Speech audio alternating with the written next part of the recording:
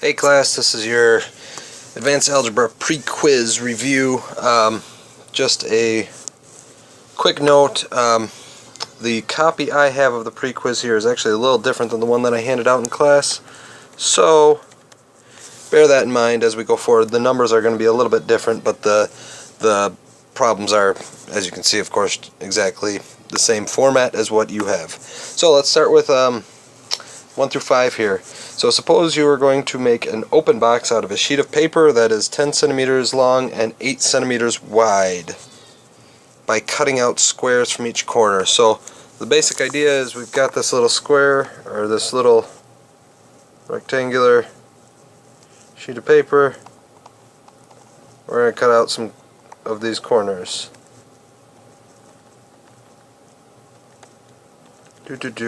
And it is 10 centimeters by 8.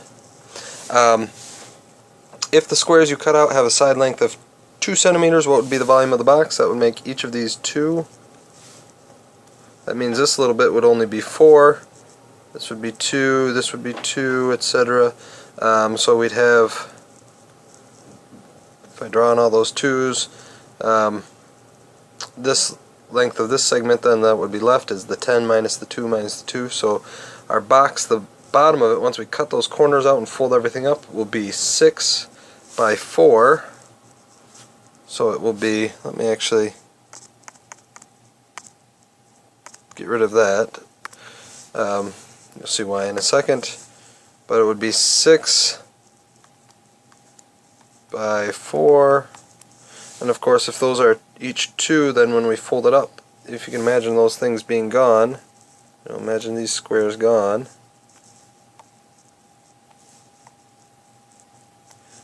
When you fold this thing up along that line there, it's going to of course be 2 tall, so it'll be 6 by 4 by 2. If we do 6 times 4 is 24 times 2 equals 48. So what is the volume? 48 centimeters cubed. The next problem is very similar, except if the squares you cut out have a side length x. Now I think in your pre-quiz it was poorly worded. So anyway, what I wanted in that question was that write an equation if the squares each have a side of length x.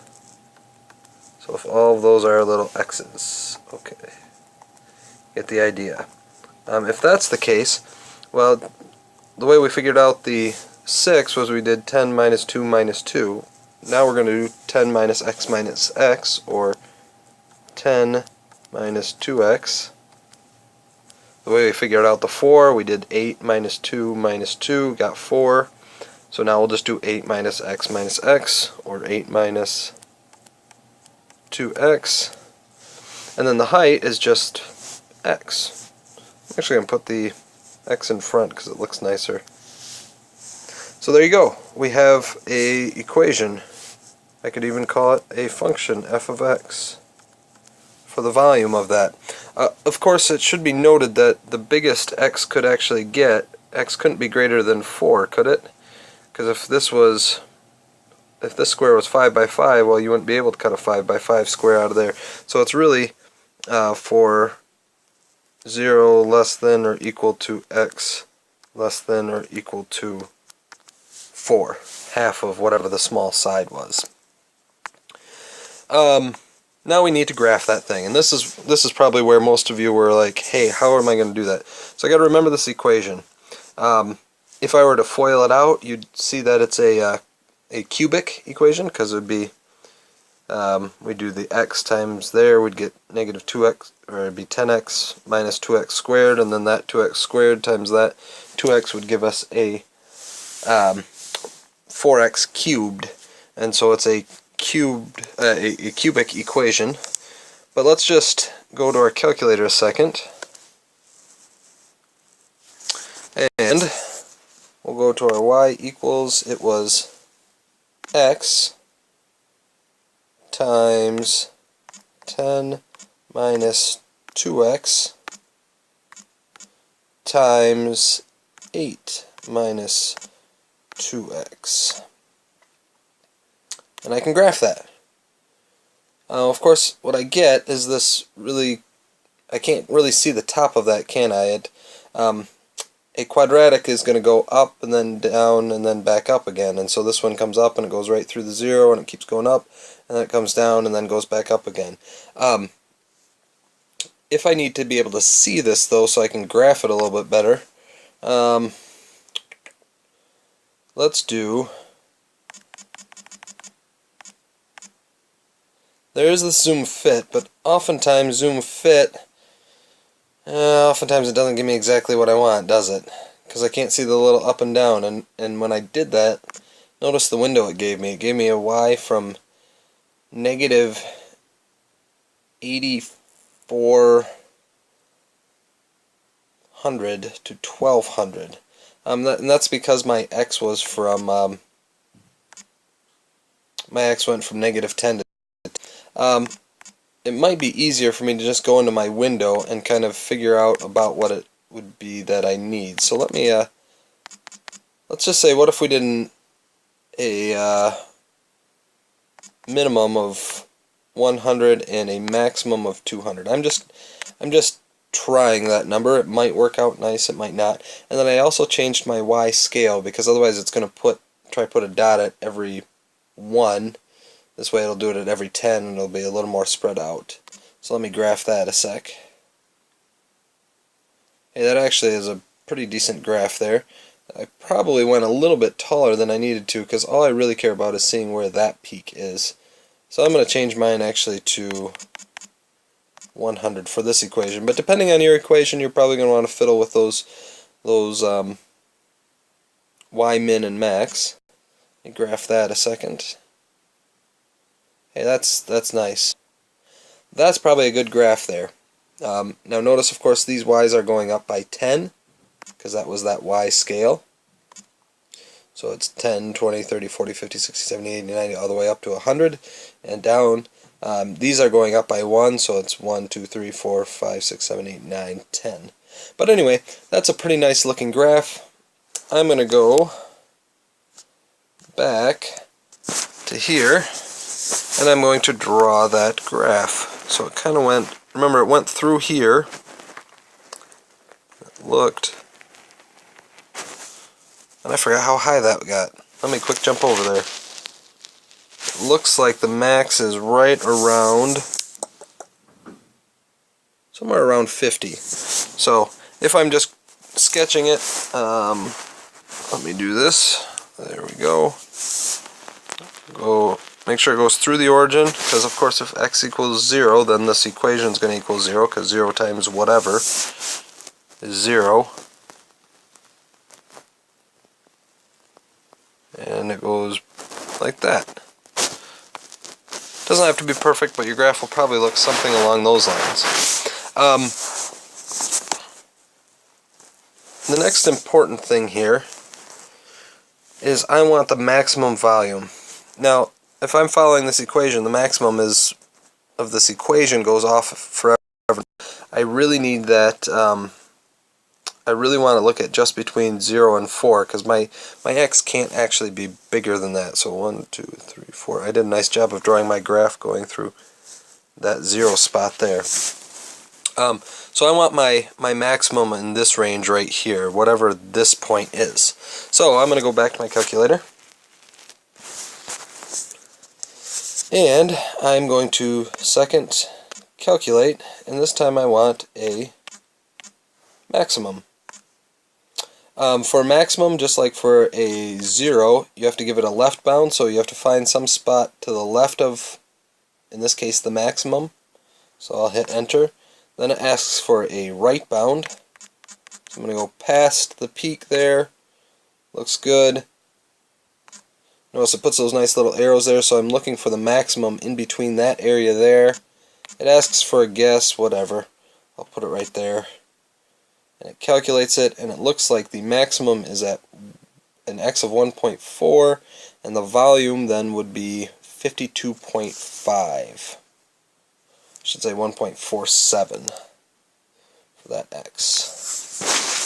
So the maximum volume was, what was that peak? It was 52.5 centimeters cubed. Right, we were at 52.5. The next question asked what side length should we cut then to maximize our volume, and that would be the x, because that's the length of the side of that square, and so we would want it to be about 1.47 centimeters. So what is the maximum volume? That answer was down here. What would be the length of side of the square from this maximum volume box? 1.47 centimeters. So both of those come from finding that maximum point on that graph. Alright, next up, multiply. Well, this is just like a big FOIL, so I'll do that times that, and I get x cubed. X times 2x, I get minus 2x squared. That minus 2x. And then I'll do the forward. So plus 4x squared.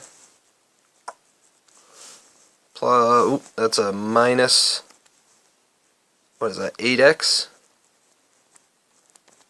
And 4 times a negative 2, so minus 8. Now I just want to combine some like terms. My like terms would be, I've got some x squareds, and I've got some x to the firsts. So there, I'll combine those ones.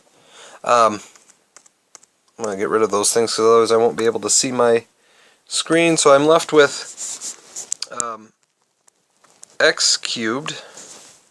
We had the minus 2x and squared plus 4x squared, so I've got a positive 2x squared. We've got minus 2x and minus 8x, so that's minus 10x. And a minus 8. Alright, for 7 and 8, consider the following. Y equals 5x squared minus 3x cubed plus 2x. So what degree is this polynomial? Don't get tripped up by the fact that this isn't the leading term. It's not written in standard form right now. This is a cubic because the largest exponent is 3, so what's the degree of it? 3. And what's the leading coefficient? Well, then we want the coefficient of that cubic term, so it is negative 3. Number 9 through 11, factor completely. Well, the first one here it's not a difference of two squares or anything like that. It's not a binomial square. So we'll just pull out everything that we can. I think I can pull out a 3 because 3 divides into both of those. I can pull out an x squared. I can pull out a y. And that would leave a 3x, because 2 of those x's got pulled out, and the y got pulled out, plus 4 times the x squared got pulled out, and 1 of the y's is. So 3x, there's my answer, 3x squared y times the quantity of 3x plus 4y. Beautiful. Alright, next up, 4x to the 4th plus 12x squared plus 9. Well, let me ask you, is this a square? And the answer is yes. I could factor out a 2x squared. And then the next question, is this a square? And it is. I can pull out the 3. Because this is a plus, I'm going to make both of those pluses. That was a really sloppy plus sign, so let me do it again. There we go. And now the question is, does that give me that 12x squared? I would have a 2x squared times a 3, so that's 6x squared. A 3 times a 2x squared, that's another 6x squared. And so yes, that would, if I FOILed this out, indeed give me that 12x squared. So I've got two of the same things there. What I really have is 2x squared plus 3. That whole thing squared. Last one, I've got a difference of two squares. You might be thrown off initially by seeing that x to the 6th. X cubed times x cubed is x to the 6th. So we definitely do have a square there. So we'll pull the 5x cubed out there. Because 5x cubed times 5x cubed would give me 25x to the 6th. This is also a perfect square. 6y, 6y. And if I do 1 as plus and 1 as minus, that would give me the negative 36y squared. And of course that would eliminate my my quote-unquote middle term that would normally be in there. I don't have any x cubed y terms because those all cancel out. And so there's my final answer. I won't rewrite that, but that's my final answer for number 11. I think we've got 2 to go. Estimate the zeros of this equation by graphing it on your calculator. Alright, and sketch a graph to receive full credit. By the way, it's an x squared graph, so I know it's going to be a parabola, which means my graph is inevitably going to go down and back up. The question is, where is it going to go down? Is it going to go down and up here? Is it going to be like that? Is it going to be like that? And it's probably going to touch at 2 different points. So let's draw that. This one I could actually factor, and I'll show you that in a minute to verify my answer, but the question does say check it by graphing it on the calculator, and you might not get one that factors really nicely. So let's go to the calculator and let's type it in. Let's clear that one.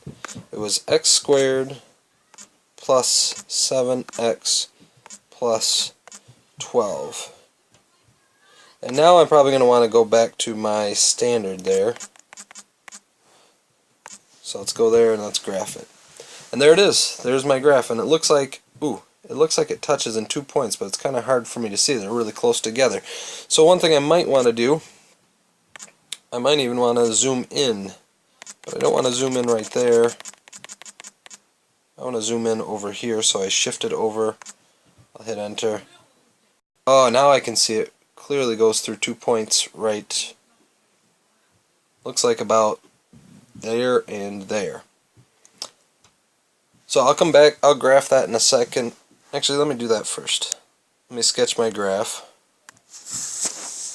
Sketch my graph to receive full credit, so we know it's that parabola.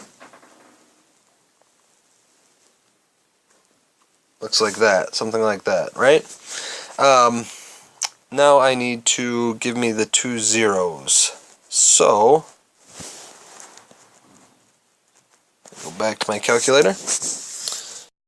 Second calc, and number 2 there is a 0, so it'll calculate where it runs into 0. And just like we did with the maximum, it needs a left bound, so I got to go over to the left of one of those intersection points. I'll hit enter. And then it asks for a right bound, so I'm going to go to the right of one of those intersection of the 0 there. So I'm looking for a 0 that's somewhere between here and here. I guess it's right about there. And it's right at x equals -4. So I got one of them. That point is at x equals -4. The other one, well, let's go left bound again. So I'm left of, this time I'm going to look for that 0. So I'm going to go left of it here. And then I'm going to go to the right. And then guess, okay. And there it is. There's my other 0 at -3. So it was -3 and -4. Scroll down here. -3 negative 4. And really, I could verify this one by factoring, because that could easily factor into x plus 3 and x plus 4. That'd give me that 7x and my plus 12. And of course, if x is negative 3, then this whole thing equals 0, and so the whole equation would equal 0. And if x was negative 4, this would equal 0, so the whole thing would be 0. So that is indeed where my zeros are. And that leads me into this last problem, which is actually a really simple one. I have to write an equation that has zeros of negative 2, 2, and 4.